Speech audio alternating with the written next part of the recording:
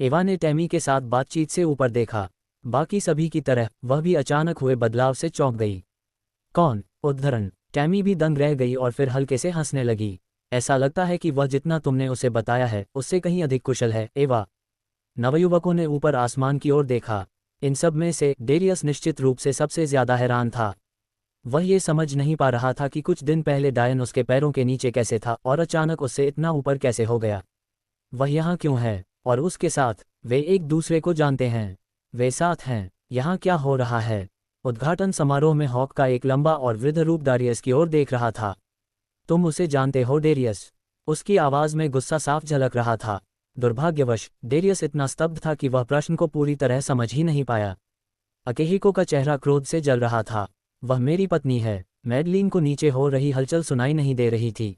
वह डायन से इस तरह चिपकी हुई थी मानो वह गिरने से डर रही हो, चमकती आंखों से उसे देख रही थी। आप वास्तव में जानते हैं कि एक लड़की को वह सब कैसे दिया जाए जो वह चाहती है? डायन ने हंसते हुए कहा, अगर वे सभी मुझे मारना ही चाहते हैं तो मैं इसे एक इवेंट बना सकता हूँ।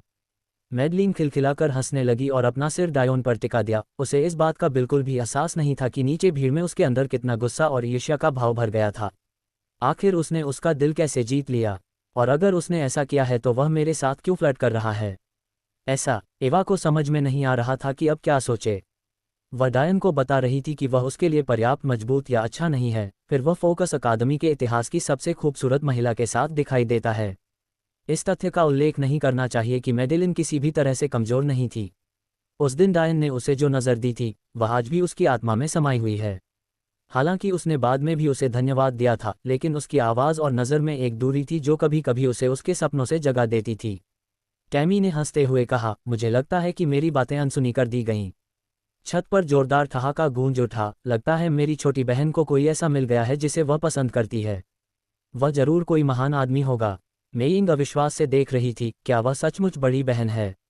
वह इतनी स्वस्थ दिखती है। शायद मुझे इस चेंगलेई चरित्र को आजमाना चाहिए अगर लड़के वास्तव में आप पर ऐसा प्रभाव डाल सकते हैं, मेइंग ने खुद से सोचा। डेलिया आसमान की ओर देख रही थी और मुस्कुरा रही थी, उन्हें धीरे धीरे नीचे उतरते हुए देख रही थी। उसने अपनी बड़ी बहन को इतना खुश कभी नहीं देखा था। हर किसी की प्रतिक्रियाएं अंतहीन बाढ़ की तरह आईं।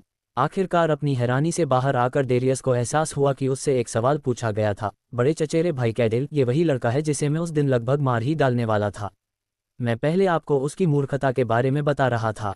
उसे लेडी सेपियंटिया के साथ रहने और इतना कमजोर होने का क्या अधिकार है? डेरियस और कैडेल के इर्द गिर्द मौजूद युवा पुरुषों ने उनकी बातचीत सुन ली थी। जल्द ही पूरे भोज को पता चल गया, जबकि डायन अभी तक फॉर्मेशन से बाहर भी नहीं निकला था। इस सब से बेखबर वह खुशी खुशी मैडेलिन के साथ बातचीत कर रहा था। वे किसी दूसरी दुनिया में खोए हुए लग रहे थे। ओलिवर ने जब ये बातें सुनी तो वह भौंचक्का रह गया, लेकिन जल्दी ही उसने इस बात को भुला दिया। वह अपनी बहन को उन सभी से बेहतर जानता था।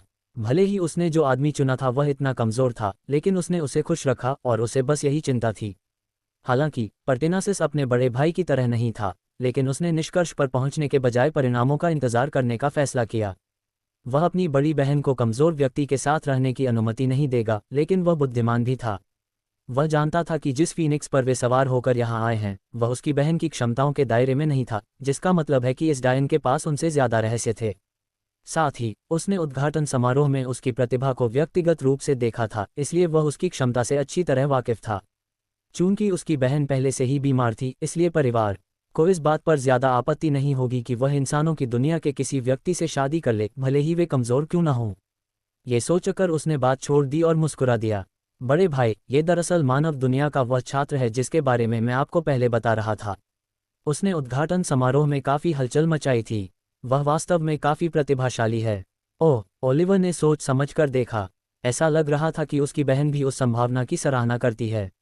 अब तक डायन और मैडेलिन पहले ही जमीन पर उतर चुके थे, फीनिक्स गायब हो गया था। लेकिन तैरते हुए फूल और पक्षियों को भी जाने देने के बजाय डायन ने हवा को पकड़ लिया, उन्हें अपनी मुट्ठी में खींच लिया। उसने हल्के से दबाया और ऑरोरा लपटों के साथ टिमटिमाता हुआ एक सुंदर फूल दिखाई दिया। ये वास्तव में कुछ ऐसा है जिसका मैं पिछले कुछ दिनों से सबसे अधिक अध्ययन कर रहा हूँ। मैं हर समय आपके साथ नहीं रह सकता, इसलिए मैंने सोचा कि मैं कुछ ऐसा बनाऊं जो आपकी बीमारी को कम कर सके। इसमें आंशिक रूप से एक सरणी शामिल है और इसमें मेरी ऑरोरा लॉ का एक हिस्सा भी है। जब तक मैं जीवित रहूंगा यह आपको आराम से रखेगा। मेडिलिन मुस्कुराई, उसकी आंखों में आंसू चमक रहे थे जब उसने फूल को अपने बालों के बन पर लगाया। यह उसके हेयर पिन के साथ पूरी तरह से मेल खा रहा था, जिससे उसकी खूबसूरती और भी बढ़ गई। हालांकि वे सब पर ध्यान नहीं दे रहे थे, लेकिन इसका मतलब यह नहीं था कि वे उन पर ध्यान नहीं दे रहे थे। ऐसा दृश्य देखकर ऐसा लगता था मानो दुनिया उनके इर्द गिर्द ही घूम रही हो। अकेहिको के होठों के कोनों से खून टपक रहा था क्योंकि उसने अपने मुंह के अंदर काट लिया था। उसके लिए पिटाई होना एक बात थी, लेकिन ये पता लगाना पूरी तरह से अलग बात थी कि यह वही व्यक्ति था जिसने कुछ दिन पहले ही किसी ऐसे व्यक्ति के कारण अपनी जान गंवाई थी जिसे मुश्किल से पिलर परिवारों का सदस्य माना जा सकता था। और फिर उस लड़की के साथ दिखाई देना जिसे उसने अपने जीवन के अधिकांश समय प्यार किया था। अकेहिको एक इंसान के रूप में संभवतः विस्फोट के सबसे करीब था। ओलिवर सबसे पहले उनका अभिवादन करने गया। उसके चेहरे पर एक बड़ी मुस्कान थी। तुम मुझे कब बताने वाली थी कि तुम्हें पति मिल गया है छोटी बहन? और हमें तुम्हारे यहाँ आने के लिए इतना इंतज़ार करवाने के लिए। तुमने हमें बहुत परेशान कर दिया। तुम मेरा परिचय क्यों नहीं करवाती? मेडिलिन शर्मा गई, अपने भाई की आंखों में नहीं देख पा रही थी। डायन के चेहरे पर मुस्कान थी जब वह उस लंबे नौजवान को देख रहा था। वह मजबूत है, डायन ने सोचा। जैसे ही डायोन मेडलिन के बड़े भाई का अभिवादन करने के लिए अपना हाथ बढ़ाने वाला था, छत से एक गूंजती हुई आवाज़ गूंजी। मैंने अपने जीवन में बहुत सी चीज़ें देखी हैं, लेकिन एक शुद्ध फूल पर ऐसी गंदगी चिपकी देखना मेरे लिए पहली बार है। ये डेरियस था। वह आत्मविश्वास से लबरेज डायन की ओर देखकर उपहास कर रहा था। वह उत्साहित भी था। उसे एहसास हो रहा था कि वह इस आंखों को खराब करने वाले व्यक्ति से छुटकारा पाकर अपने वरिष्ठों के लिए एक उपकार कर सकता है, और यह आसान होगा। यद्यपि यहाँ के कई वरिष्ठ लोग उसकी कहानी को लेकर थोड़े आशंकित थे, क्योंकि उन्हें लगता था कि उनकी देवी ऐसे कमज़ोर व्यक्ति के साथ नहीं हो सकती, लेकिन वह इसके पीछे की सच्चाई के बारे में सबसे अधिक आश्वस्त था। ओलिवर ने हल्के से मुस्कुराया। अपनी छोटी बहन के पक्ष में डायन की रक्षा करना उसके लिए आसान होगा, लेकिन भले ही डायन कमज़ोर हो, फिर भी उसे एक मर्दाना स्वभाव रखना होगा। अगर डायन काया होता तो भी वह अपनी छोटी बहन को अपने साथ नहीं रहने देता। उसने अपने चाचा लिब्रो और अपने छोटे भाई पर्टिनासिस से ये कहानियां सुनी थीं, लेकिन देखकर ही विश्वास हो जाता था, और यह उसके लिए एकदम सही अवसर था। डायन ओलिवर के इरादों को समझता था और उसे इस बात से कोई फर्क नहीं पड़ता था। अगर ओलिवर हस्तक्षेप करना भी चाहता तो भी वह ऐसा नहीं होने देता। मैं अभी वापस आऊँगा, वह मेडलिन की ओर देखकर मंद मंद मुस्कुराया। मेडेलिन ने डायोन के व्यक्तित्व को समझते हुए सिर हिलाया और उसका हाथ छोड़ दिया। डायन धीरे धीरे ओलिवर के पास से गुजरा। उसका हर कदम उसके आसपास के लोगों के दिलों की धड़कनों को नियंत्रित कर रहा था। जब उसने पाया कि अकीही को उसका रास्ता रोक रहा है, तो हवा में हत्या की गहरी भावना व्याप्त हो गई। उसकी आवाज़ धीमी थी, लेकिन पूरे भोज में गूंजती रही, क्या आप खुद हट जाएंगे या मैं आपकी मदद करूं? ओलिवर डायन की बात सुनकर थोड़ा हैरान रह गया। वह ज़्यादा से ज़्यादा प्रथम वर्ष का छात्र था और जहां तक उसने देखा उसमें कोई साधना नहीं थी। क्या वह अकीहिको की ताकत से अनभिज्ञ था? लेकिन इससे पहले कि वह स्थिति को सुझाने के लिए आगे बढ़ पाता, उसकी आंखें चौड़ी हो गईं क्योंकि उसने देखा कि अकीहिको कांप रहा था। ये लगभग अगोचर था, लेकिन यह वहां था। अकीहिको डर गया। अकीहिको कुछ क्यों नहीं कह रहा है? अपने गुस्से के कारण वह पहले ही गुस्से में आ गया होगा, मेइंग ने धीमे स्वर में कहा। अकीहिको ने बड़ी मुश्किल से खुद को संभाला। भाई डायन, मजाक मत करो, मैं तो बस यहीं था जब तुम आए थे, मुझे हिलने में कोई आपत्ति नहीं है। आखिरकार यह एक दोस्ताना कार्यक्रम है। भोज में सदमे से सन्नाटा छा गया। एवा का मुंह खुला का खुला रह गया और यहाँ तक कि चंचल टैमी को भी नहीं पता था कि क्या सोचे। क्या ये वास्तव में वही अकीहिको था जिसे वे जानते थे? मैं दोबारा हारने का जोखिम नहीं उठा सकता, मुझे पहले उसकी ताकत की सीमा का पता लगाना होगा। अकीहिको एक तरफ खिसक गया और डायोन चलता रहा, उनके कंधे मुश्किल से छू रहे थे। डायोन ने अकीहिको को एक और नज़र नहीं बख्शी, जिससे अकीहिको लाल हो गया। डायोन डेरियस के पास गया, जिसका उपहास जम गया था। चचेरे भाई, डेरियस ने विनती की। उसे पूरा विश्वास था कि उसने पहले भी डायोन को हरा दिया था, लेकिन आज कुछ अलग था। चिंता मत करो, मेरे यहाँ रहते हुए वह क्या कर सकता है, कैडेल ने व्यंग्यात्मक लहजे में कहा। ऐसा लगता था कि इससे डेरियस को फिर से आत्मविश्वास मिला। हालांकि अकीहिको प्रतिभाशाली था, कैडेल उससे उम्र में बहुत बड़ा था और इसलिए वह बहुत ज़्यादा ताकतवर था। भले ही अकीहिको डरता था, लेकिन इसका मतलब यह नहीं था कि कैडेल भी डरता था। डायोन ने कैडेल की उपेक्षा की और डेरियस के सामने आधा मीटर की दूरी पर खड़ा हो गया। लगता है हम फिर मिलेंगे। मुझे यकीन है कि तुम्हें याद होगा कि मैंने पिछली बार क्या कहा था, डायन ने धीमे स्वर में कहा। मैं वास्तव में इस नई सरणी पर काम कर रहा हूँ। मैंने आज सुबह इसका इस्तेमाल पानी में सरकने के लिए किया था, लेकिन मुझे लगता है कि इसका एक और उद्देश्य भी हो सकता है। अपना हाथ लहराते हुए डेरियस के चारों ओर जटिल प्रतीकों के साथ सुनहरे प्रकाश का एक गोला दिखाई दिया। यह क्या है? डेरियस कांप उठा। चचेरे भाई, मुझे बचाओ। कैडेल ने मुस्कुराते हुए फाउंडेशन स्टेज की 7वीं परत पर एक अभ्यासी की पूरी ताकत के साथ गोले पर जोरदार मुक्का मारा। टकराना, छोटी छोटी लहरें पूरे क्षेत्र में फैल गईं, लेकिन इसके अलावा वहां कुछ भी नहीं था। यह एक चौथा सामान्य स्तर का सरणी है, 10 बार स्तरित होने के बाद इसे फैलाना इतना आसान कैसे हो सकता है। कैडेल गुस्से और शर्मिंदगी से आग बबूला हो रहा था। वह बिना खेती बाड़ी के एक नटखट बच्चे द्वारा सनक में बनाई गई किसी चीज को कैसे नष्ट नहीं कर सकता था। उस समय स्थिति फिर बदल गई। डायोन ने अपनी हथेली आगे बढ़ाई और धीरे धीरे मुट्ठी बांधनी शुरू कर दी। डेरियस उस गोले के अंदर था जो धीरे धीरे सिकुड़ रहा था। दीवारों से टकराते हुए वह चिल्लाया, लेकिन अगर 7वीं परत कुछ नहीं कर सकती थी तो वह तीसरी परत पर कैसे कर सकता था। जब तक लोग समझ पाते कि क्या हो रहा है, तब तक डेरियस घुटनों के बल पर बैठ चुका था। मुझे लगता है कि अगर तुम जीवित रहना चाहते हो तो तुम्हें अपने कपड़े उतारकर 10 बार मेरे सामने झुकना होगा। मुझे लगता है कि तुम्हारी जिंदगी का यही हाल है। डेरियस कांप उठा जब उसे याद आया कि ये वही शब्द थे जो उसने एक बार डायोन से कहे थे। ठीक है, मैं करूँगा। डेरियस ने अपने कपड़े फाड़ने शुरू कर दिए। तुम काय हो? तुमने स्टॉर्म परिवार को बदनाम किया है, और मैं तुम्हें मार डालूंगा। कैडेल का गुस्सा फूट पड़ा। जब कैडेल डायोन पर हमला कर रहा था तब डेरियस पहले से ही झुककर कह रहा था, मुझे माफ़ कर दो, मुझे माफ़ कर दो। लेकिन इससे पहले कि कैडेल डायोन तक पहुंच पाता और डायोन जवाबी हमला कर पाता, एक सुंदर आकृति उसके सामने प्रकट हुई और उसे उड़ा दिया। मैडलिन, डायोन ने हंसते हुए अपना सिर हिलाया, तुम्हें पता है मैं उससे निपट सकता हूँ। भीड़ और भी अधिक हैरान हो गई। मैडलिन इतनी शक्तिशाली है, मैंने उसे कभी लड़ते नहीं देखा, मेरे पास भी नहीं। वह निश्चित रूप से मुझसे कहीं अधिक शक्तिशाली है, एवा ने बड़बड़ाते हुए कहा, जो डायोन के आने के बाद से लगातार आश्चर्य की स्थिति में थी। वह मुझे परेशान कर रहा था। उसे मेरे द्वारा चुने गए आदमी पर टिप्पणी करने का क्या अधिकार है। डायन ने हास्य भाव से मैडेलीन की ओर देखा। वह कहती है कि वह चाहती है कि मैं और मजबूत बनूं, लेकिन वह मुझे तंग नहीं होने देना चाहती। कैसी महिला है। डायोन ने अपना हाथ हिलाया और अब नग्न डेरियस को छोड़ दिया, जिसने शर्म के कारण अपना सिर उठाने से इनकार कर दिया था। अगली बार जब तुम मेरे रास्ते में आओगे तो मैं तुम्हें मार डालूंगा। आज के उत्सव के मद्देनजर मैं तुम्हें अभी के लिए जीने दूंगा, लेकिन तुम्हें यह समझना चाहिए कि मैं अपनी बातें हल्के में नहीं कहता। डायन की उंगलियां डेरियस को मारने की इच्छा से कांप रही थीं, लेकिन सच्चाई ये थी कि उसने पहले कभी किसी को नहीं मारा था। नश्वर दुनिया में पले बड़े होने के कारण उसे ऐसा मौका कैसे मिल सकता था। मौजूदा माहौल और अकादमी में उसके समर्थन की कमी के कारण उसे एहसास हुआ कि डेरियस को मारना कोई ऐसा फैसला नहीं था जिसे वह आसानी से ले सकता था। डायन ने मैडलीन का नाजुक हाथ पकड़ा और हैरान ओलिवर की ओर वापस चला गया। जाते हुए वह मेयंग और डेलिया की ओर मुस्कुराया। क्या तुम यहीं रहना चाहती हो? डायोन ने मैडलीन से फुसफुसाकर पूछा। नहीं, मैं तो बस अपने बड़े भाई से मिलना चाहती थी। मैंने उसे बहुत दिनों से नहीं देखा है। चलो, मैडलीन ने सौम्य मुस्कान के साथ डायन की ओर झुकते हुए कहा। डायोन ओलिवर के पास गया और अपना हाथ आगे बढ़ाते हुए कहा, मैं डायोन सचारो हूँ, आपसे मिलकर खुशी हुई। ओलिवर की हार्दिक हंसी फिर से छत पर गूंज उठी।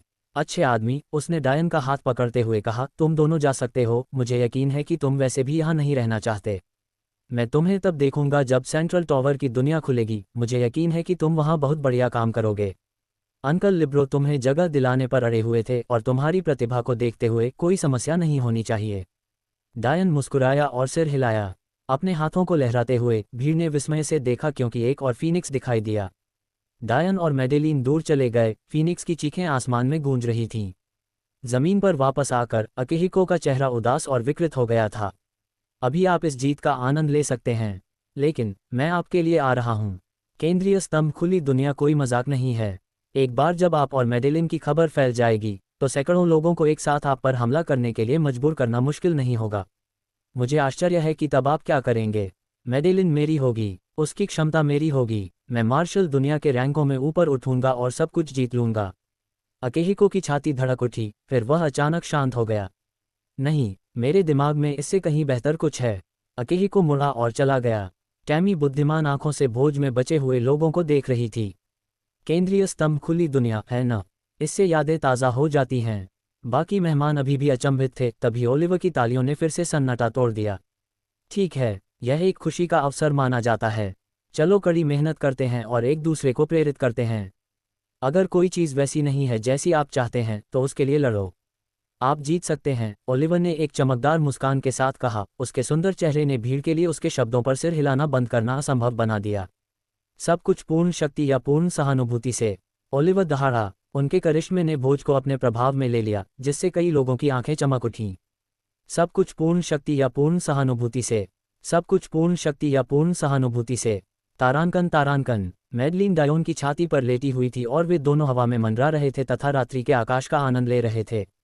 डायोन ने हंसते हुए कहा, आप एक ऐसी लड़की के लिए काफ़ी साहसी हैं जो अपना पूरा जीवन लगभग एकांत में बिताती रही है। छोटी बहन डलिया और मेयंग भी शायद ऐसा ही सोचती होंगी, लेकिन तुम उद्घाटन समारोह से ही मेरे दिल में हो। शायद बिल्कुल इस तरह से नहीं, लेकिन कभी कभी लंबे समय तक दरवाजे में पैर रखने से दरवाजा पूरी तरह खुल जाता है न? डायोन मुस्कुराया। ऐसा लगता है कि वह काफ़ी देर से दूर से देख रही है। लिब्रो के साथ उस कमरे में हर समय रहना बहुत अकेलापन भरा होगा। डायोन को लगा कि उसकी पतली उंगलियां उसके कॉलर के साथ खेल रही हैं। सच तो यह है कि मैं हमेशा एक सौम्य बड़ी बहन की भूमिका निभाती हूँ, क्योंकि मुझे नहीं पता कि मुझे यह मौका कब तक मिलेगा। उसकी आवाज़ में जो कमज़ोरी थी, उससे डायन कांप उठा। मैडलिन इतनी मजबूत थी, फिर भी ऐसा लगता था कि मार्शल आर्टिस्ट की भी अपनी कमज़ोरियां होती हैं। मेरे बारे में भूल जाओ, मुझे अपने जीवन के बारे में बताओ डायन, मैडेलिन ने धीरे से कहा। डायोन मुस्कुराया और अपने दिल को स्थिर किया, जबकि मैडलिन ने अपने हाथ उसकी छाती पर रखे थे। उत्तेजित मत हो, उत्तेजित मत हो। वह अपना दिल खोलकर रख रही है और तुम सेक्स के बारे में सोच रहे हो। बंद करो। मैडलिन हंस पड़ी, मानो वह डायोन के विचार सुन सकती हो। डायन ने गहरी सांस ली। मानवीय दुनिया में मुझे लगता है कि आप कह सकते हैं कि मेरा बहुत सम्मान है, लेकिन यहाँ इसका कोई मतलब नहीं है। मेरे पिता एक जनरल थे, लेकिन जब मैं 10 साल का था तब उनकी मृत्यु हो गई। मेरी माँ एक सज्जन महिला थी और वास्तव में वही थी जो चाहती थी कि मैं इस अकादमी में शामिल होऊं। हालांकि जब मैं 8 साल का था तब उनकी मृत्यु हो गई, लेकिन मुझे उनके कुछ पत्र मिले जो मेरे पिता ने अपनी वसीयत में लिखे थे, जिन्हें मुझे तब देना था जब मैं 16 साल का हो गया। डायोन ने महसूस किया कि मैडलिन उसके बगल में कांप रही थी, लेकिन उसने बस उसके नीचे दबा हुआ हाथ उसकी कमर के चारों ओर लपेटा और उसे अपने करीब खींच लिया, जिससे वह शर्मा गई। ये पहली बार था जब वह किसी औरत के इतने करीब था, इससे उसका दिल बेतरतीब ढंग से धड़क रहा था। वह लालच से उसकी खुशबू को महसूस करने से खुद को रोक नहीं पाया। दुखी होने की कोई ज़रूरत नहीं है। वे ही कारण है कि मुझे मजबूत रहना चाहिए और एक अच्छा जीवन जीना चाहिए। मैंने बहुत सी चीज़ों का आविष्कार किया और मानव दुनिया में सफल हुआ ताकि मैं उन्हें अपने चेहरे पर मुस्कान के साथ देख सकूं। अब मैं मार्शल वर्ल्ड के साथ भी ऐसा ही करूंगा। मैडेलिन एक पल के लिए चुप रही, फिर अपने बालों की पिन हटाई और अपने खूबसूरत भूरे बालों को खुला छोड़ दिया। उसने डायन द्वारा उसे दिया गया ज्वलंत सुनहरा लिली का फूल अपने हाथ में थामे डायन की छाती पर लेट गई और अपने आंसू छिपाने की कोशिश करने लगी। डायन ने धीरे से उसकी आंखों से बाल हटाए और उसके गाल पोंछे। अब तुमने मुझे मजबूत होने का एक और कारण दे दिया है ना? जब मैडलिन ने डायोन की ओर देखा तो वह खिलखिलाकर मुस्कुराया। मैडेलिन ने आंसुओं के बीच मुस्कुराते हुए सिर हिलाया। वो सब बातें छोड़ो, चलो कुछ और बात करते हैं। तुम मुझसे बहुत ताकतवर हो, तुम्हें क्या लगता है मुझे हथियार के तौर पर क्या चुनना चाहिए? मैडेलिन इस सवाल से थोड़ी असहज थी, लेकिन फिर भी उसने उत्साह से जवाब दिया। ये स्पष्ट था कि डायन इस बारे में बहुत लंबे समय से सोच रहा था। दरअसल जब से उसने डेरियस के भाले क्यूई को देखा था। खैर, मेरे बड़े भाई हमेशा कहते थे कि तलवारें सभी हथियारों का राजा हैं, लेकिन मुझे लगता है कि वह थोड़ा पक्षपाती है, मैडलिन ने हंसते हुए कहा। संगीत के प्रति आपकी इच्छाशक्ति बहुत मजबूत है, लेकिन संगीत की तकनीकें, विशेष रूप से ऐसी तकनीकें जो किसी व्यक्ति की अधिक सहज यांग विशेषताओं के साथ प्रतिध्वनित होती हैं, खोजना बहुत मुश्किल है। तुम्हारी प्रतिभा के साथ, मुझे इसमें कोई संदेह नहीं है कि अगर कोई हथियार तुम्हारे हाथों में आ जाए तो तुम उसमें महारत हासिल कर लोगे। लेकिन चून की तलवार इतनी लोकप्रिय है, इसलिए इसमें तकनीक ढूंढना सबसे आसान है और शायद शुरुआत करने के लिए सबसे सस्ता भी। मैडेलिन ने हंसते हुए कहा, मैंने तुम्हें जनरल से 10,000 कीमती पत्थर थकते हुए देखा है, इस समय तो तुम शायद मेरे पिता से भी अधिक अमीर हो। धोखा। मैं सभी आरोपों से निर्दोष हूँ। मैंने सिर्फ उस परिस्थिति का फ़ायदा उठाया जो मुझे दिखाई गई थी। इसके अलावा वह इसके लायक था। मैडेलिन केवल डायोन की हरकतों पर अपनी नज़रें घुमा सकती थी। हालांकि इसमें थोड़ी सी चेतावनी है। चून की तलवार चलाने की तकनीकें इतनी आसानी से मिल जाती हैं, इसलिए इसमें बहुत सारी गड़बड़ियां भी हैं।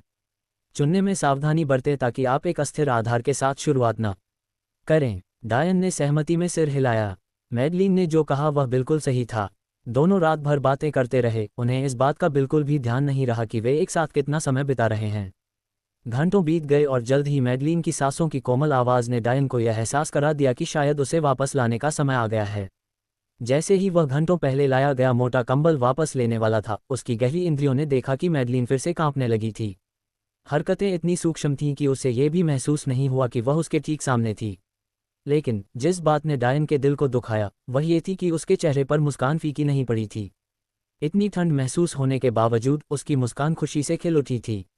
डायन के दिल की गहराई में कहीं उसने ये सुनिश्चित करने का फैसला किया कि यह मुस्कान कभी फीकी ना पड़े। शुरू में वह मैडलिन की खूबसूरती से मोहित हो गया था। उसने अपने जीवन में कभी इतनी खूबसूरत लड़की नहीं देखी थी। लेकिन जिस चीज़ ने उसका दिल जीत लिया वह थी उसकी ताकत, करिश्मा और उसके द्वारा झेली गई कठिनाइयाँ। डायोन की छेड़खानी उसके व्यक्तित्व का एक हिस्सा थी। उसकी माँ ने उसे हमेशा सिखाया कि जो वह कहना चाहता है वही कहना और जो वह कहना चाहता है वही करना। जो भी तुम सोचते हो उसे कहना, क्योंकि बाद में तुम्हें कभी मौका नहीं मिलेगा। एक महिला के आत्मविश्वास को उस प्रकाश की तरह समझो जिसकी तुम्हें ईंधन के रूप में ज़रूरत है। ये समझना कि जब तुम्हें कुछ अच्छा मिल जाए और जब वह अच्छा आपके लिए सही बैठ जाए तो कोई बदलाव की ज़रूरत नहीं है। उसकी माँ हमेशा कहती थी कि जब वह किसी ऐसी महिला से मिलेगा जिसके साथ वह रहना चाहता है तो उसे पता चल जाएगा। और अभी उसे ऐसा लग रहा था जैसे वह उसे जानता है। मैडेलिन अपनी मर्जी से छोटी सी जिंदगी जीने को तैयार थी, बजाय एक लंबी जिंदगी के जिस पर उसका कोई नियंत्रण नहीं था। वह उन दिनों को भी तुच्छ समझती थी जब उसे एक प्रतिभाशाली व्यक्ति के रूप में सराहा जाता था। वह अपने शांत दिनों को पसंद करती थी। उसकी खूबसूरती उसके दिल की ताकत के आगे गौण थी। वह एक ऐसी शख्सियत थी जिसे किसी बदलाव की जरूरत नहीं थी। डायन ने मेडेलिन को धीरे से उठाया। वह उसकी बाहों में एक पंख की तरह महसूस कर रही थी क्योंकि उसने कंबल को उसके चारों ओर कसकर लपेट रखा था। मेडेलिन अपनी नींद में बहुत ही प्यार से हिल रही थी, डायन की छाती में पूरी तरह से समा गई। डायन ने झुककर उसके माथे को चूमा। मैं तुम्हें ज्यादा दिनों तक तकलीफ नहीं सहने दूंगा। मैं वादा करता हूँ, ये बीमारी मैं तुम्हारे लिए जलाकर राख कर दूंगा। वे आकाश में उड़ते हुए पाटिया नेवा पीक की ओर बढ़ गए। डायन कभी भी मेडेलिन के घर नहीं गया था, इसलिए वह उसे डेलिया के पास ले जा सकता था। उसे यकीन था कि उसे वहां आराम करने की जगह मिलेगी। हवा में जंगल को स्कैन करने के बाद डायन को आखिरकार एक छोटा लेकिन सुंदर घर दिखाई दिया। नीचे झपट्टा मारते हुए उसने अपने पैर से हल्के से दस्तक दी। कुछ मिनट बाद मेइंग और डेलिया दरवाजे पर आए। डायोन को देखकर आश्चर्यचकित हो गए। तुम दोनों इतनी रात को भी साथ थे? कितनी शर्मनाक बात है, मेइंग ने खिलखिलाते हुए कहा। डायोन ने बिना किसी शर्म के मुस्कुराते हुए कहा, मुझे नहीं पता था कि उसका घर कहाँ है, इसलिए मैंने सोचा कि मैं उसे यहाँ ले आऊं। डेलिया ने अपनी आंखों से नींद पोंछी और सिर हिलाया। आप उसे अंदर ला सकते हैं, उसने हल्की मुस्कान के साथ कहा। मेडेलिन को बिठाने के बाद मेयंग और डेलिया डायन को दरवाजे तक ले गए। हालांकि इससे पहले कि वे उसे अलविदा कह पाते, डायन अचानक बोल पड़ा। आप सभी काफ़ी समय से मेरा पीछा कर रहे हैं, अब चूंकि मेडेलिन चली गई है तो आप भी बाहर आ सकते हैं। डेलिया और मेइंग उलझन में दिखे, लेकिन तभी जंगल से 10 छायाएं बाहर निकलने लगीं। तुम उसके लायक नहीं हो, अकेहिको ने दुष्टतापूर्वक कहा। तुम्हारे जैसे कीड़े को ये सोचना चाहिए कि तुम्हें ऐसी देवी के साथ रहने का अधिकार है। मुझे आश्चर्य है कि अब तुम क्या करोगे जब वह तुम्हारी रक्षा करने के लिए यहाँ नहीं है। कैडेल बाहर चला गया। डायोन ने उनकी बात अनसुनी करते हुए कहा, मैं तुम्हारे जैसे जोकरों से परेशान नहीं हो सकता, तुम भी बाहर क्यों नहीं आते? ओलिवर, डेलिया ने धीरे से कहा, इससे पहले कि वह डायोन को समझा पाती कि वह गलती कर रहा है। एक व्यक्ति जिसे वे सभी जानते थे बाहर आया। उसके क्रिस्टल फ्रेम वाले चश्मे के पीछे सुनहरी आंखें चमक रही थीं। आपकी इंद्रियां बहुत तेज हैं, ओलिवर ने धीमे स्वर में कहा। उनमें से लगभग 20 हैं। सबसे कमज़ोर तीसरी परत पर हैं। ओलिवर 9वीं परत पर सबसे मजबूत है। मैं इससे कैसे बाहर निकलूं? डायन की नज़रें संकुचित हो गईं। ओलिवर से अकेले निपटना असंभव लग रहा था, उन सभी से एक साथ निपटना तो दूर की बात थी। डायोन के दिमाग में योजनाओं के बनने और बिगड़ने के प्रचंड तूफान के बावजूद उसका चेहरा शांत और स्थिर था। वह डेलिया और मेइंग की ओर मुड़ा जो उसके लिए चिंतित दिख रहे थे। आज रात चाहे कुछ भी हो जाए, मेडेलिन को कभी मत बताना कि उसका भाई इसमें शामिल था। लेकिन डेलिया और मेइंग ने विरोध करने की कोशिश की। नहीं, डायोन ने बातचीत के लिए कोई गुंजाइश न छोड़ते हुए दृढ़ता से कहा। उसने बहुत दर्द सहा है। मैं उसे अपने भाई और मेरे बीच में से किसी एक को चुनने के लिए कैसे कह सकता हूँ? डायन को वे सारी बातें याद आ गईं जो दोनों ने उस रात कही थीं। हालांकि उसे नहीं पता था कि ओलिवर ने अचानक इस तरह से पलटी क्यों मारी, लेकिन इससे कोई फर्क नहीं पड़ता था। मेडेलिन एक ऐसी लड़की थी जो अपने परिवार से बहुत प्यार करती थी। डायन को पता था कि वह मेयंग और डेलिया को अपनी छोटी बहनों की तरह कैसे मानती थी, कि वह अपने परिवार को और भी बड़ा करना चाहती थी। वह ऐसा दिन नहीं देखना चाहता था जब उसे ऐसा चुनाव करना पड़े। ओलिवर ने डायोन की बात सुनी तो वह कांप उठा। वह पहले से ही अपनी छोटी बहन से जीवन भर नफरत सहने के लिए तैयार था। डायन और मैडेलीन के चले जाने के बाद उसके पिता और पिलैल द कामी, साथ ही अकेहिको ने उसे इलाज की संभावना के बारे में समझाया था। वह अपनी बहन को यह मौका कैसे नहीं दे सकता था। अगर उसकी बहन वाकई ठीक हो सकती थी तो वह नहीं चाहता था कि उसकी जिंदगी छोटी हो जाए। अगर इसका मतलब नफरत होना था तो वह अपने कंधों पर इतना बोझ ले लेगा। क्या मेरे द्वारा सही चीज की जा रही है? उद्धरण। ओलिवर ने अपना सिर हिलाया और अपना संकल्प पुनः प्राप्त किया। डायोन ने रक्षात्मक संरचना पर छलांग लगाई और धीरे धीरे हवा में उड़ गया। अच्छा, चलो चलते हैं। अगर हम यहाँ लड़े तो तुम सिर्फ मैडलिन को जगा दोगे। और क्या इससे तुम्हारा सारा इंतजार बर्बाद नहीं हो जाएगा? डायन, मैंने तुम्हें और मेरी बहन को एक रात साथ में शांति से बिताने दिया। मुझे ये सुनिश्चित करना था कि उसकी कौमार्य बरकरार रहे। यही एकमात्र कारण है कि हमने आज रात ऐसा किया। मुझे आपके कारणों की कोई खास परवाह नहीं है, डायन ने ठंडे स्वर में कहा। बकवास बंद करो और चलो। ओलिवर, ऐसा मत करो, डेलिया चिल्लाए। मैं अभी जाकर मैडेलिन को ले आता हूँ, मेइंग ने बड़बड़ाते हुए कहा। डायन की आवाज़ गूंजी। मैंने उसके कमरे के चारों ओर एक मौन और रक्षात्मक घेरा बना दिया है। ये तब तक नहीं हटेगा जब तक वह खुद नहीं जाग जाती। उसे सोने दो, वह बहुत कुछ सह चुकी है। डेलिया के चेहरे पर आंसू बह रहे थे। मैं किसी की रक्षा क्यों नहीं कर सकता? मेरी बड़ी बहन को आखिरकार खुशी मिल गई और वह भी ऐसे ही छीन ली जाएगी। डेलिया हमला करने ही वाली थी कि तभी छठी परत के 2 फाउंडेशन स्टेज लड़के उसके सामने आ गए और उपहास करने लगे। माफ़ करना राजकुमारी, लेकिन तुम अपनी बड़ी बहन को किसी से भी बेहतर जानती हो। उसके जैसा कोई और कैसे योग्य हो सकता है? ड्रेको एक कौवे में बदल गया और उसने चेंगलेई, अकेहिको, ओलिवर और कैडेल को निगल लिया। डेलिया और मेयंग निराशा में कांप उठे। अकेहिको की उबलती आभा से वे बता सकते थे कि वह 7वीं परत में घुस गया था। 5 शीर्ष स्तरीय फाउंडेशन स्टेज विशेषज्ञ एक 16 वर्षीय लड़के के खिलाफ जिसके पास कोई खेती नहीं थी। डायन मर चुका था। भले ही वे डायन द्वारा बनाए गए गठन को तोड़ सकें, भले ही मैडेलिन बीमार न हो, वह डायन की मदद से भी उन सभी से निपटने में सक्षम नहीं होगी। डेलिया और मेइंग ने गर्व से भरी अडिगपीठ को और दूर जाते देखा। एक बार जब वे नज़रों से ओझल हो गए तो उनके सामने खड़ी आकृतियां माफ़ी मांगने के लिए झुक गईं और फिर गायब हो गईं। तारांकन तारांकन। अंधेरी झील के ऊपर आकाश में 5 आकृतियां और एक पक्षी हवा में खड़े थे। कम से कम हवा में लड़ने से मैं दुश्मनों की संख्या कम कर सकूंगा। काश ऐसा न होता, डायन। लेकिन अगर तुम मेरी बहन से प्यार करते हो तो तुम्हारे पास 2 विकल्प हैं। या तो तुम चले जाओ और कभी वापस न आओ, या मैं तुम्हें यहीं मार दूंगा। जीजाजी, ये योजना नहीं थी। हमें उसे मार डालना चाहिए, अकीहिको ने उत्तेजना में कहा। स्पष्ट रूप से उन्होंने डायन को जाने देने की संभावना पर चर्चा नहीं की थी। चुप रहो। मैं अपनी बहन को तुमसे शादी करने की इजाज़त सिर्फ इसलिए दे रहा हूं क्योंकि मुझे यकीन है कि तुम्हारी प्रतिभा उससे बिल्कुल कमतर है। एक बार जब वह ठीक हो जाएगी तो तुम उसे कभी परेशान नहीं कर पाओगे। तुम पति पत्नी बन जाओगे, लेकिन तुम कभी भी हावी नहीं हो पाओगे। क्या तुम मेरी बात समझ रहे हो? तुम्हारा लक्ष्य पहले ही पूरा हो चुका है, अब चुपचाप खड़े रहो। ओलिवर की आवाज़ रात के आसमान में गूंज उठी। अकेहिको ने चुपचाप अपनी मुट्ठियां भींच लीं और अंदर ही अंदर ठंडी मुस्कान बिखेरने लगा। डायन ने हंसते हुए कहा, क्या तुम यह मेरी खातिर कह रहे हो? या तुम खुद को बेहतर महसूस कराने के लिए ऐसा कह रहे हो क्योंकि तुम कमज़ोर और दयनीय हो? तुम सीवत चूहे की बात पर भरोसा करते हो जो तुम्हारी छोटी बहन को अपने केस में ट्रॉफी से ज़्यादा कुछ नहीं समझना चाहता, फिर भी तुम महान दिखना चाहते हो। मुझे बकवास करने से बचाओ। ओलिवर ने डायन की ओर ठंडी निगाह से देखा। मैं तुम्हें एक और मौका दूंगा। अपनी बहन की वजह से मैं तुम्हें ये सब करने की अनुमति देने को तैयार हूँ। एक बात साफ कर लें, कोई भी मुझे कुछ भी करने की अनुमति नहीं देता। मैं जो करता हूँ वही करना चाहता हूँ, और मैं जो करना चाहता हूँ वह है मैडेलिन के साथ रहना। अगर तुम इसके लिए मुझे मारना चाहते हो तो आगे बढ़ो और कोशिश करो, डायन ने ठंडे स्वर में कहा। उस समय उसकी पीठ सीधी थी और उसका रुख अडिग था। उसकी गति उन सभी को बौना बना रही थी। ओलिवर का चेहरा कठोर हो गया। देखा, जीजाजी, उन्हें खुद के लिए क्या अच्छा है इसका कोई अंदाज़ा नहीं है। उन्हें कैसे पता चलेगा कि मेरी मंगेतर के लिए क्या अच्छा है? ईमानदारी से कहूँ तो मुझे ये थोड़ा अजीब लगता है। इसमें एक गुमराह भाई है, एक इच्छाधारी सोच वाला, 2 कुतिया जो मेरे साथ कुछ भी नहीं करना चाहती थीं, जबकि मैं उनके इच्छाधारी सोच वाले दोस्त को मार रहा था। और फिर एक लड़का है जिसे एक लड़की ने गोली मार दी। क्या ये हत्या का प्रयास है या एक कॉमेडी स्केच? डायोन की उपहासपूर्ण टिप्पणियां और अधिक विषैली होती गईं। उनके चेहरे क्रोध से लाल हो गए। कौवे की आवाज़ रात भर गूंजती रही। तुमने अपने सारे मौके खो दिए हैं डायन। ऐसा लगता है कि तुम्हें मेरी दया नहीं चाहिए। तुम मेरी गांड चूम लो, कमज़ोर कुतिया। डायन का व्यंग्य गहरा हो गया। उसकी नज़र ओलिवर से हट ही नहीं रही थी।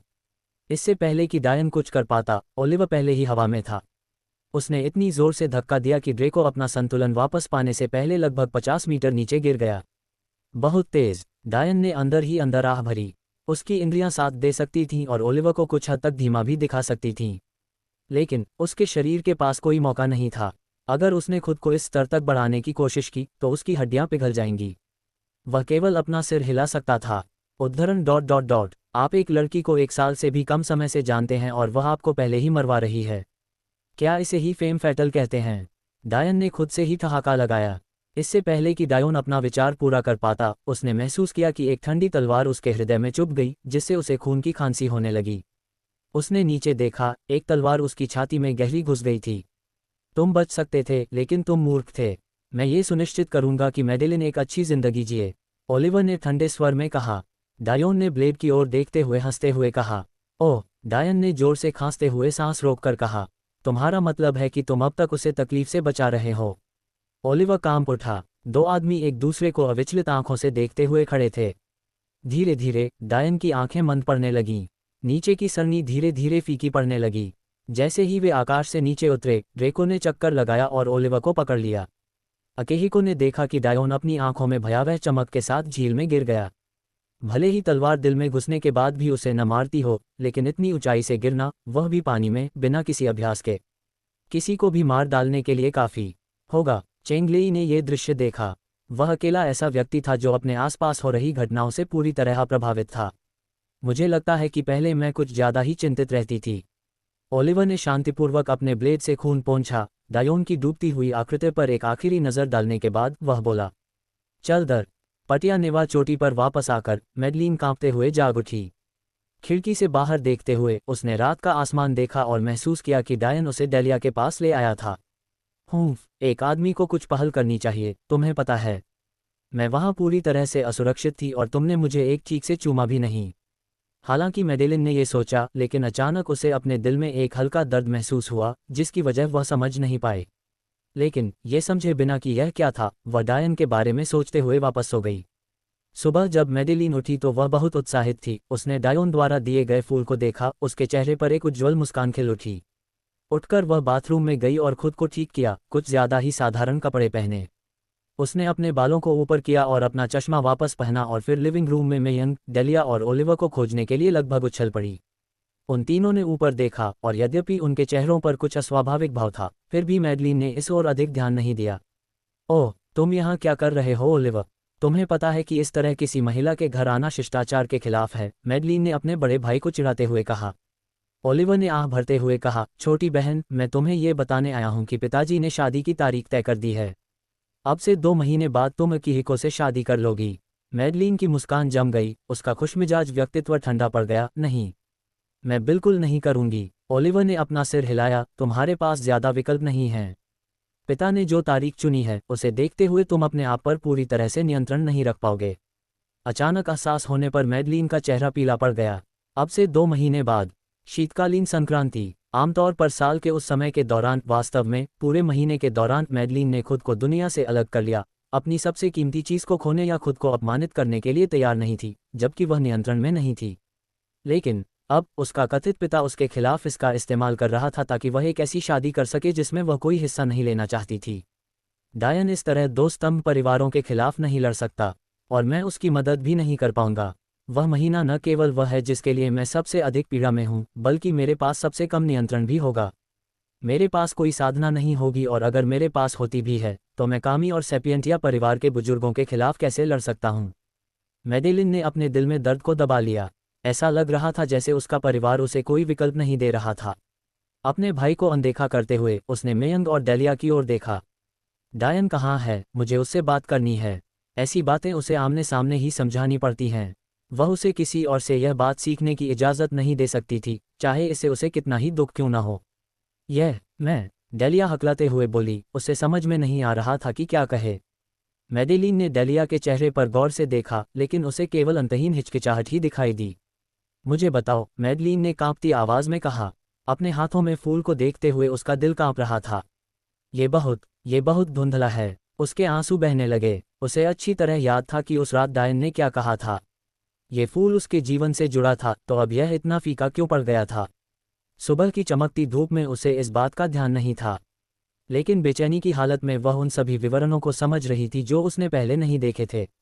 ओलिवर उठकर अपनी बहन को सांत्वना देने के लिए उसके पास गया। वह मर चुका है, ओलिवर ने धीरे से कहा और उसे गले लगाने के लिए अपना हाथ आगे बढ़ाया। मुझसे दूर हो जाओ।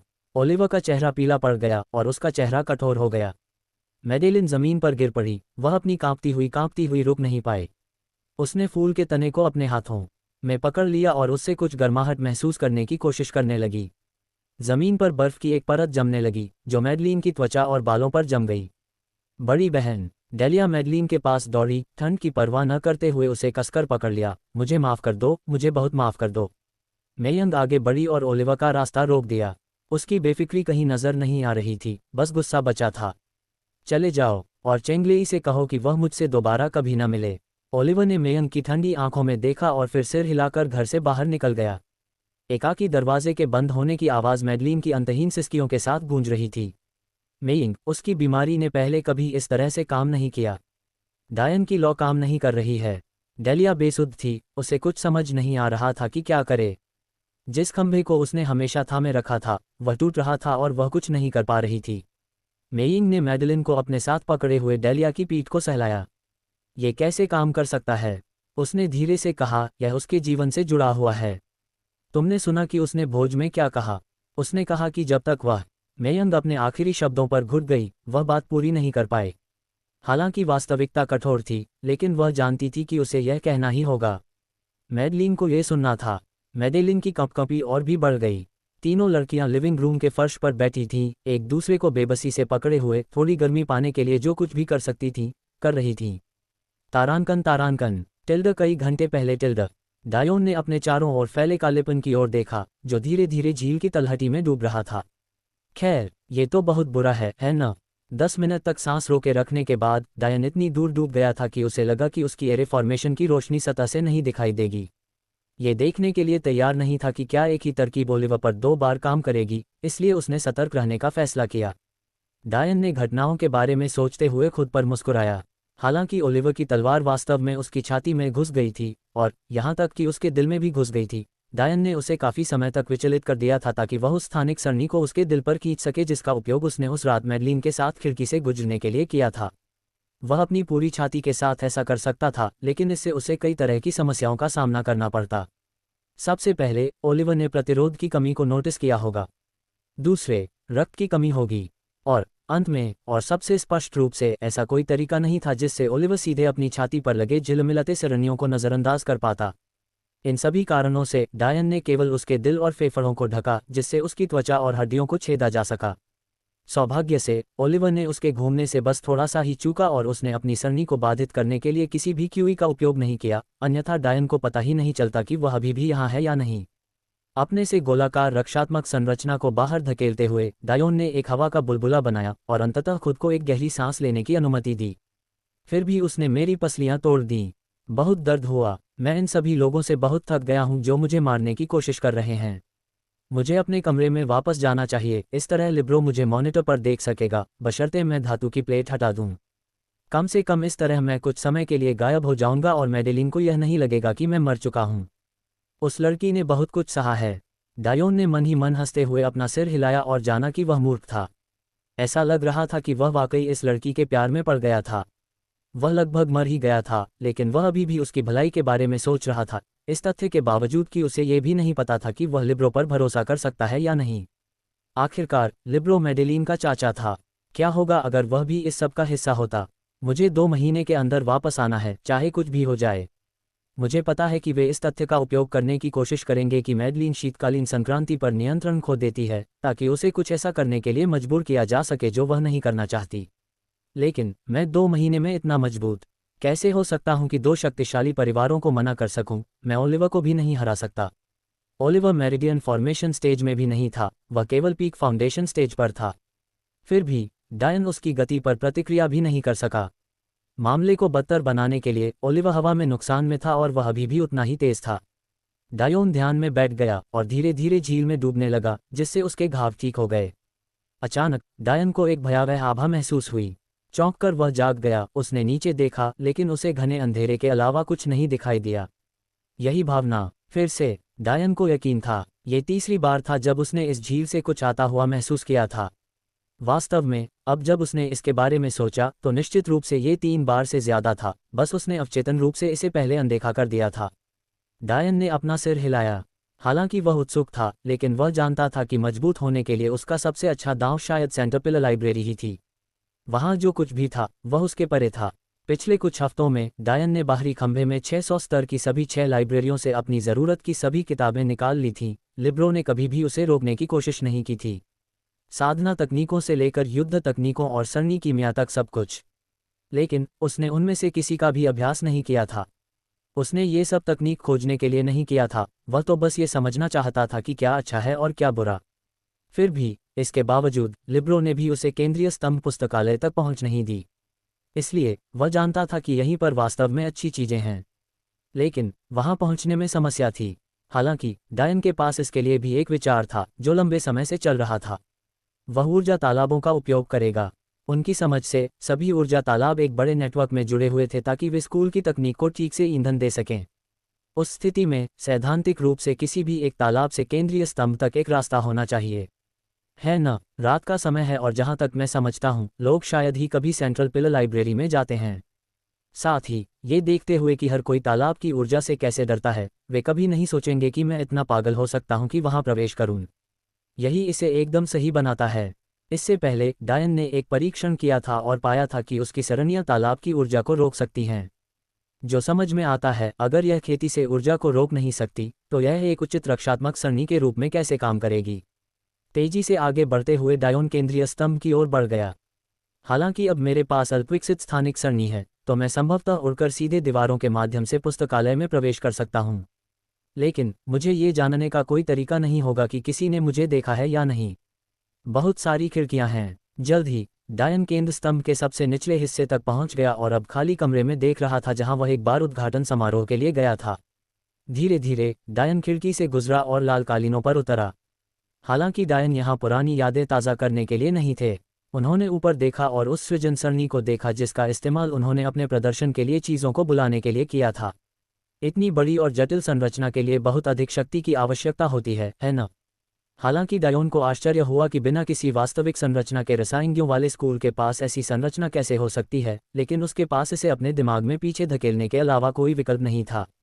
डायन ने खुद को ऊपर उठाया और मंच के बीच में छत को छुआ। उसकी छठी इंद्री जाग उठी। जैसा कि मैंने सोचा था, यहाँ ऊपर एक बहुत बड़ी बिजली आपूर्ति है। यह ऊपर तक जाती है और इसे ऊपर के तालाबों से जोड़ा जाना चाहिए। अगर मैं उन्हें ध्यान से जांचूं तो मुझे अंततः लाइब्रेरी मिल जाएगी। डायोन ने स्वयं को रक्षात्मक संरचनाओं की परत दर परत ढक लिया, जिससे ये सुनिश्चित हो गया कि वे ऊर्जा को अंदर नहीं आने देंगे। चूंकि यह सरणी इस ऊर्जा को एक उपयोगी रूप में परिवर्तित करने में सक्षम है, शायद मैं भविष्य में ऐसी ही एक सरणी भी बना सकूं। डायोन ने सोचा। वह छत से गुजरा और खुद को ऊर्जा के सागर में पाया। जैसे ही डायन बेतरतीब ढंग से आगे बढ़ने के लिए एक दिशा चुनने वाला था, लेकिन तभी स्थिति अचानक बदल गई। क्रोध, दुश्मनी और घृणा की एक मजबूत भावना डायन पर हर तरफ से बरस रही थी। ऐसा लग रहा था जैसे कोई उसे अपने साथ मौत की ओर घसीटने की कोशिश कर रहा हो। उसे ये भी महसूस हो रहा था कि उसकी भावनाएं विकृत और अंधकार में हो रही हैं। यहाँ क्या हो रहा है? मुझे इतनी नफरत क्यों महसूस हो रही है? बकवास। डायन को अपने उरोरा में एक झिलमिलाहट महसूस हुई जो दमनकारी ऊर्जा के कारण मंद हो गई थी। उस पल डायन को पता चल गया कि मैडेलीन के लिए छोड़ा गया फूल से उसका संबंध टूट चुका है। उसे यकीन नहीं हो रहा था कि उसके आसपास क्या हो रहा है। आखिर इस ऊर्जा में क्या गड़बड़ है? यह इतनी खूबसूरत लग रही थी, तो यह इतनी भयावह कैसे हो सकती है? मैं इसे जारी नहीं रहने दे सकता। इसने मैडेलीन के फूल के साथ मेरा संबंध पहले ही तोड़ दिया है। अगर यह जारी रहा तो अगली चीज़ जो कट जाएगी वह मैं हूँ। यहाँ ऐसा आभामंडल क्यों है? मुझे लगा कि ऊर्जा का ये समुद्र स्वेच्छा से लिया गया है। क्या हो रहा है? डायन के पास इस बारे में सोचने के लिए ज़्यादा समय नहीं था। वह पहले से ही ऊर्जा के समुद्र में तेज़ी से आगे बढ़ रहा था, एक के बाद एक तालाब और एक के बाद एक कमरे की जांच कर रहा था।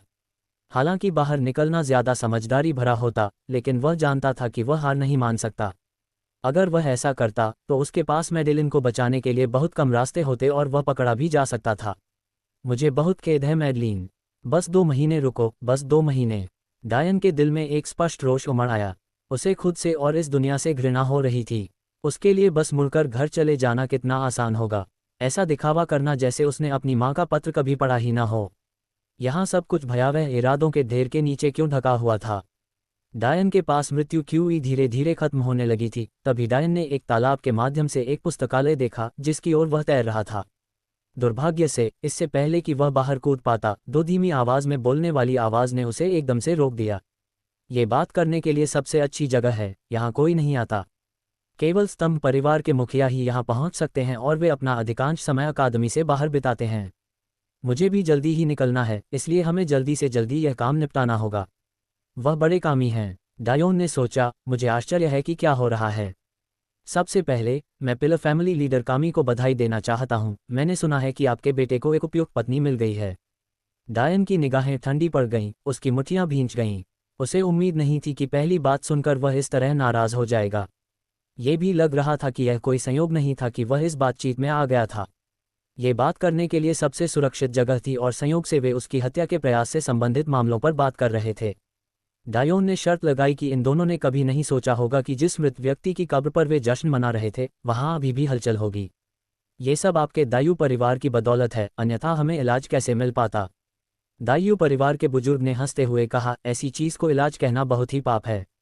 डायोन के नाखून उसकी हथेलियों में धंस गए और उसकी पुतलियां धूसर हो गईं। यह मृत्यु क्यूई के प्रभाव से हुआ जो धीरे धीरे उसके शरीर में रिस रही थी। यह एक तरह का इलाज है न? कामी ने हंसते हुए कहा। उद्धरण ... मुझे लगता है कि ये दृष्टिकोण का मामला है, लेकिन भुगतान के मामले के बारे में। न केवल मेरे दायु परिवार ने आपके छोटे बेटे की आत्मा को ठीक किया है, बल्कि हमने आपके बड़े बेटे को वह पाने में भी मदद की है जो वह हमेशा से चाहता था। साथ ही उसके भविष्य की संभावनाओं में भी काफ़ी सुधार किया है। बेशक एल्डर दायु, मैं हमेशा अपना कर्ज चुकाता हूँ।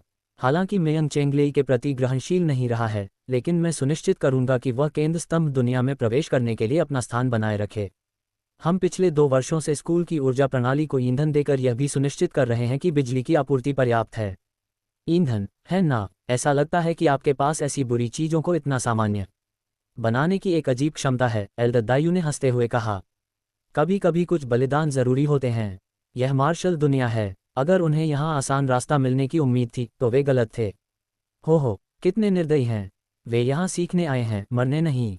मुझे लगता है कि इसका भी उस लड़के के गायब होने से कुछ लेना देना है न?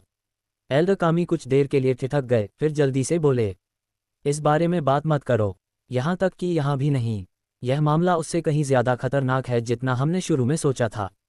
एल्डर दैया ने जीभ चटकाई। जाहिर तौर पर उन्होंने चेतावनी को बहुत गंभीरता से नहीं लिया। और सोचिए, उसकी बेचारी छोटी बहन इस भगवान द्वारा त्यागी गई जगह में अपनी प्रतिभा को दबा रही है, सिर्फ एक मृत व्यक्ति की तलाश में। बेहतर होगा कि आप उसे सच्चाई का पता न लगाने दें, अन्यथा अंतहीन परेशानी होगी। डायोन ने कहा। वह किसके बारे में बात कर रहा है? डायोन का मन एवा के चेहरे की ओर सोचने से नहीं बच सका जब उसने बड़े भाई का उल्लेख किया था। लेकिन यह इतना संयोग तो नहीं हो सकता, है ना? लेकिन तभी डायन को एवा के चाबुक से मिली अजीब सी अनुभूति याद आ गई। क्या वाकई वे एवा के बारे में बात कर रहे थे? बड़े भाई, कृपया, कामी ने थोड़ा असहज महसूस करते हुए कहा। हम अपना कर्ज कैसे चुका सकते हैं? अगर हम बड़े छात्रों में से कुछ का बलिदान नहीं देते तो हम कभी भी फॉर्मेशन को ठीक से नहीं चला पाते। अगर हम पहली परत के छात्रों का कुछ भी उपयोग नहीं कर सकते थे तो हम करते।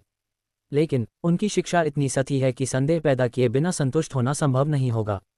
हम उसकी प्रतिभा को बचाना चाहते थे और उसे अपने पूर्व छात्रों में से एक बनाना चाहते थे, लेकिन कौन जानता था कि वह बड़ी तस्वीर नहीं देख सकता था।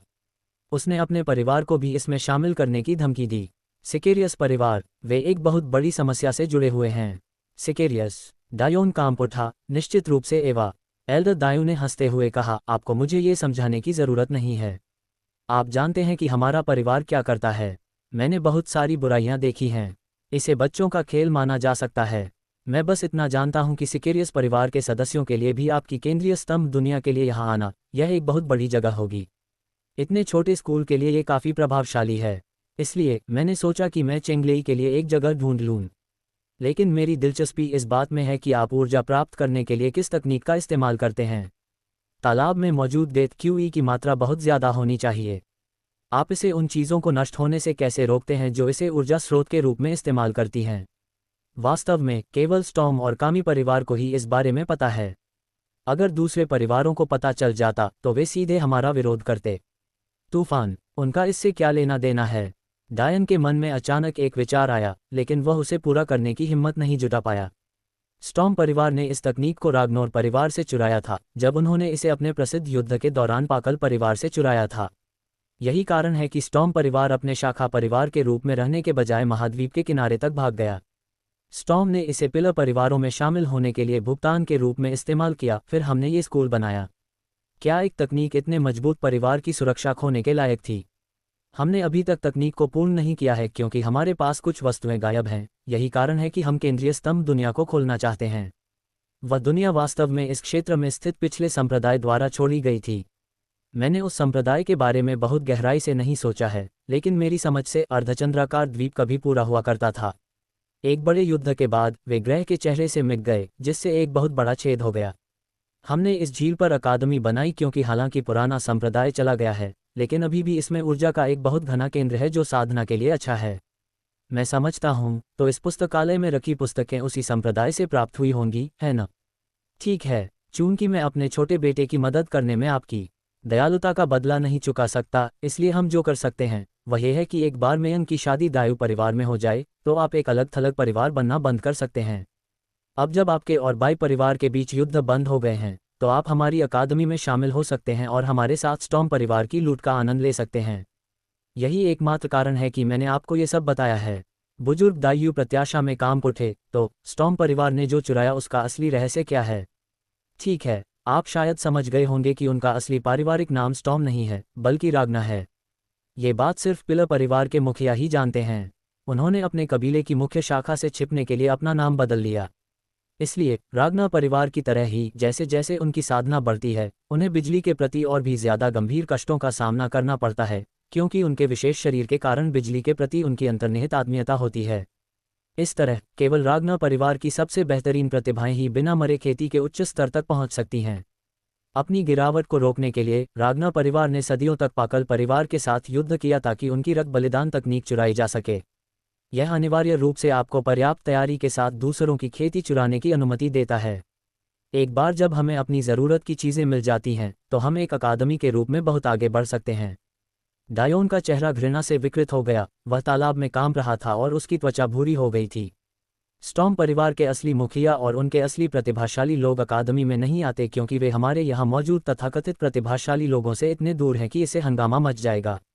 टैमी के अलावा, जिसके बारे में मुझे संदेह है कि वह स्टॉर्म परिवार की असली प्रतिभाशाली है, शायद केवल मैडेलिन ही उनसे मुकाबला कर सकती है। अगर वह इतनी बीमार न होती, तो हमें इस जानकारी पर यथासंभव नियंत्रण रखना होगा ताकि रैगनर परिवार हमें ट्रैक न कर सके। हम खुद को सही मायने में तभी प्रकट कर पाएंगे जब हम महाद्वीप के केंद्र में जगह बनाने के लिए पर्याप्त रूप से तकनीक का उपयोग कर पाएंगे। दाइयू के चेहरे पर मुस्कान आ गई। उसने सोचा था कि वह तकनीक अपने लिए चुरा लेगा, लेकिन कामी ने बहुत ही चतुराई से स्टॉर्म परिवार की शक्ति का उल्लेख किया।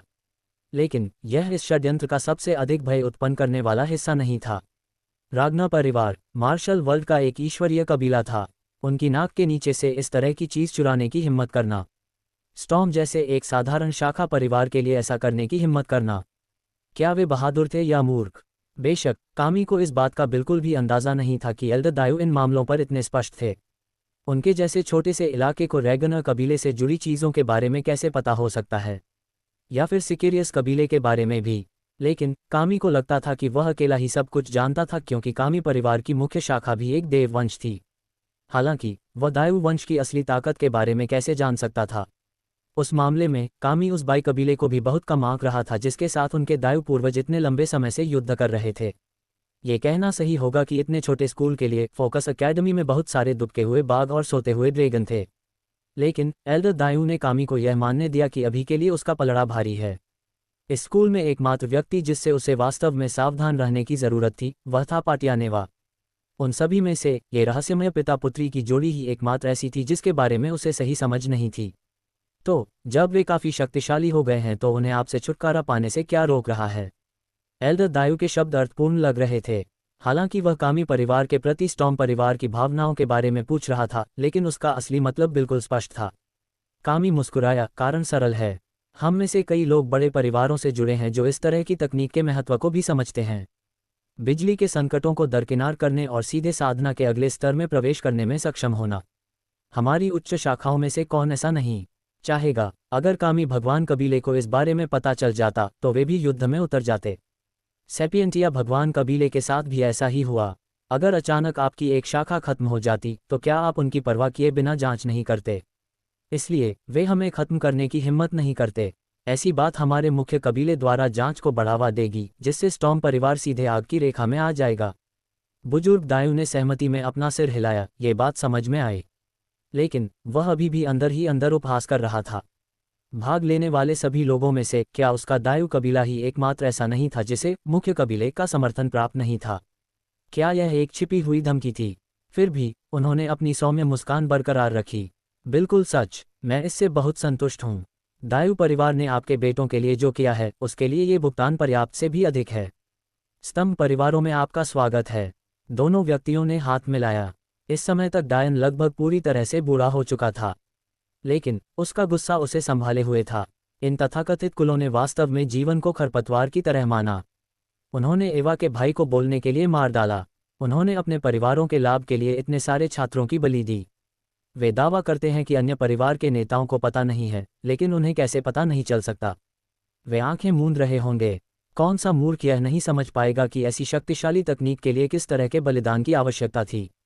स्टॉर्म परिवार इस तकनीक के दुष्प्रभावों को छिपाकर रख रहा होगा। अगर पाकल परिवार के पास वास्तव में ऐसी तकनीक थी तो कोई भी परिवार उनसे कैसे मुकाबला कर सकता था, अगर इसमें कोई कमी न हो? डायन को नहीं पता था कि वह उनकी अनैतिकता से ज्यादा नाराज था या उनकी मूर्खता से। उसने अभी अभी मार्शल वर्ल्ड में कदम रखा था और वह पहले से ही यह सब समझ चुका था, लेकिन ये विशेषज्ञ अपने लालच को अपने निर्णय पर हावी होने दे रहे थे। सबसे बुरी बात यह थी कि इसकी कीमत निर्दोष इंसानों की जान थी। कौन जानता था कि सेंट्रल पिलर खुलने के बाद वे क्या करने की योजना बना रहे थे? क्या एवा खतरे में थी? बाकी लोगों का क्या हुआ? और टैमी, उन्होंने बताया कि वह एक ऐसी प्रतिभाशाली लड़की थी जो स्टॉर्म परिवार की छिपी हुई प्रतिभाओं से मुकाबला कर सकती थी। उसका लक्ष्य क्या था? क्या वह एवा की सबसे अच्छी दोस्त नहीं थी? लाइब्रेरी का दरवाज़ा आखिरकार बंद हो गया। मीटर मोटे दरवाज़ों ने सब कुछ बंद कर दिया और कई ताले खटखटाए। डायोन तालाब से बाहर कूद गया तथा अपने चारों ओर फैली मृत्यु की उई से छुटकारा पाने के लिए तुरंत अपनी अरोरा लपटों को प्रसारित किया। जब उसने अंततः अपनी आंखें खोलीं तो उसकी कलाइयों से बीप जैसी ध्वनि आई, जिससे उसके भाव बदल गए। वे मेरे कमरे में हैं। धिक्कार है। अगर मेडेलिन के फूल से मेरा कनेक्शन टूट गया है और मैं अपने कमरे में नहीं जा सकता तो वह सचमुच सोचेगी कि मैं मर गया हूँ। डायन ने उत्तेजना में अपनी मुट्ठियां भींच लीं। ये कमीने वाकई कोई मौका नहीं छोड़ते। 2 महीने और। डायोन की अभिव्यक्ति पत्थर की तरह ठंडी हो गई। मेरा इंतजार करना। मेडलिन अपने बिस्तर पर बैठी खिड़की से बाहर बड़े से पिछवाड़े को देख रही थी। उसने अपने हाथों में एक फीका सा फूल पकड़ा हुआ था। उसने काले रंग का नाइट गाउन पहना हुआ था। उसकी आंखें लाल और सूजी हुई थीं। उसने कमजोरी से अपने चारों ओर अपना कंबल खींचा और अपनी कांपती हुई। सेपियंटिया पीक पाटिया नेवा पीक से अलग था। छात्र अक्सर सेपियंटिया परिवार के व्यवसाय और किताबों की दुकानों के लिए आते थे, इसलिए एक खास निवास को जीवंत वातावरण से अलग रखा गया था। मेडेलिन का कमरा पीक के पीछे की ओर था। अगर वह काफी दूर तक देखती तो वह छत के ऊपर की बाधा को पार करके अंतहीन नीले रंग में देख सकती थी। अर्धचंद्राकार द्वीप यहाँ से इतनी दूर था कि पीक फाउंडेशन स्टेज की खेती के साथ भी इसे देखना असंभव था। फिर भी अगर कोई देख भी सकता था तो मेडेलिन की खेती धीरे धीरे फिर से कम हो रही थी। हर गुजरते दिन के साथ उसकी दुनिया अंधकार में होती जा रही थी।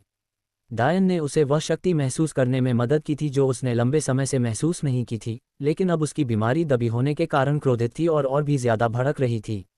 अब उसका परिवार उसकी शादी करवाने के लिए और भी ज्यादा अड़ा हुआ था। उसे दिन ब दिन गिरते हुए देख रहा था। ऐसा लग रहा था कि उन्हें एहसास ही नहीं हो रहा था कि यह उनकी गलती थी।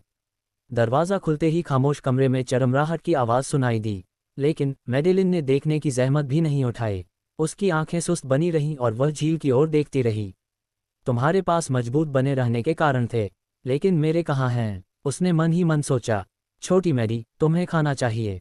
एक सुंदर आदमी एक खूबसूरत महिला के साथ अंदर आया। वे मेडेलिन के माता पिता थे, लेकिन उन्हें कोई जवाब नहीं मिला।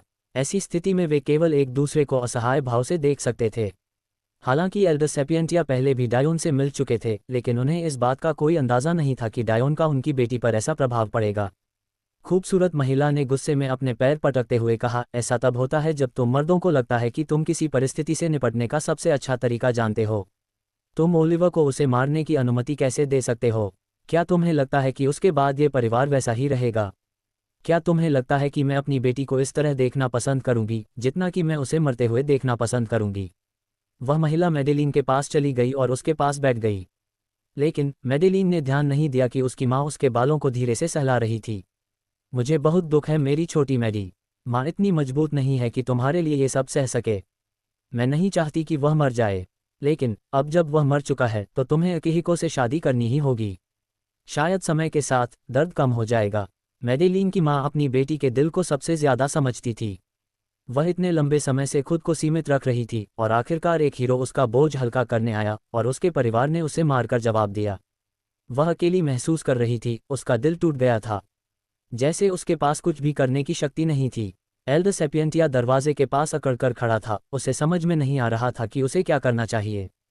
हर बार जब मैडलिन ओलिवर को देखती तो वह गुस्से में चिल्लाती, अपनी भावनाओं को व्यक्त करने के लिए अपनी पूरी ताकत लगा देती। लेकिन इससे उसकी बीमारी और भी बदतर होती चली गई। उसके पास ओलिवर को शादी तक किसी और चोटी पर रहने के लिए भेजने के अलावा कोई विकल्प नहीं था। उसे इस बात का बिल्कुल अंदाजा नहीं था कि जिस लड़के को उसकी बेटी कुछ समय से जानती थी, उसे मारने से इतनी बड़ी प्रतिक्रिया होगी। शायद वह उसे उतना नहीं समझ पाया जितना उसे समझना चाहिए था। दरवाजे पर हल्की दस्तक हुई। मालिक, युवा मालिक कामी युवा मालकिन से फिर मिलने आए हैं। उसे कहो कि वह चला जाए। एल्डर सेपियंटिया केवल कड़वी मुस्कान ही दे सके जब उनकी पत्नी ने उनकी ओर से उत्तर दिया, तुमने उसकी बात सुनी? उससे कहो कि मैं उसे शादी के दिन तक यहाँ नहीं चाहता। अगर नहीं तो उसे एक लाश से शादी करनी पड़ेगी। नौकर भाग गया। एल्डर सेपियंटिया ने अपनी पत्नी और बेटी की ओर देखा और आह भरी। सच तो ये था कि दोनों माता पिता ने मिलकर यह फैसला लिया था। लेकिन अगर उन्हें मेडेलिन से बात करने का मौका चाहिए था तो उन्हें कम से कम ये दिखावा तो करना ही था कि उनमें से किसी का इसमें कोई हाथ नहीं है ना? हालांकि ये देखते हुए कि मेडेलिन अपनी मां की दलीलों के प्रति कितनी उदासीन थी, ये स्पष्ट था कि वह शायद पहले से ही इस बारे में जानती थी। मेडेलिन यह मानने के लिए बहुत बुद्धिमान थी कि उसके पिता ने ऐसा निर्णय लेने से पहले उसकी मां से बात नहीं की होगी।